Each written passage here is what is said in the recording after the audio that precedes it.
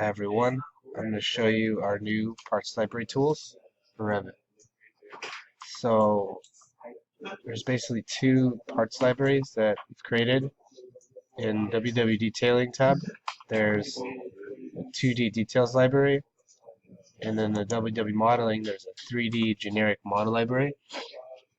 And these are basically the same tool, these are basically the same. You have a bunch of tabs with different categories that you can select from. These are the details. And then as you see in the 3D model library, there's just anchors, doors, embeds, etc. in the generic model library for generic models. Um, so in the details library, all these parts that are being pulled are new families in S Revit WW parts library, while the generic model library is kind of in different locations. In S, and then just the Revit folder and the standard library, different folders. So actually using the tool, you just go into the library tool you want to use, select the parts that you want to load into your project. And you can either load parts in your project, and then you could place one part. What I mean by that is if you hit load in place, it's going to place the part that's highlighted in green. That's going to load DAS 375 and place it in the current view you're in. So now I have that detailed and it's placed in this view.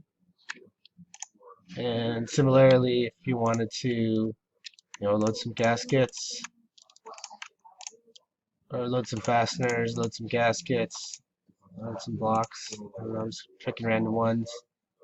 You could hit load, or you can hit load in place, and it'll place the one that's selected in green, and it'll just load these into the project. So it's loading all those parts I've selected, and it's just placing that one gasket that I had selected, and that's highlighted in green. And then I'm just going to go into 3D view to demonstrate the generic model library. Much of the same thing.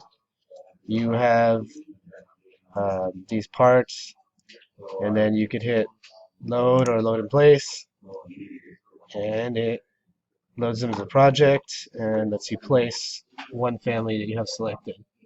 I have this Mac clip family, and I place it on that wall. Let's say I just wanted to load a bunch of these types.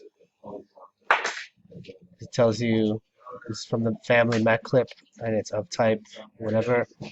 You just hit load, and it's going to load in those types into the project. And if you go into generic model, it has those types. And that's basically all there is to the library. Yeah, that's it. Thanks.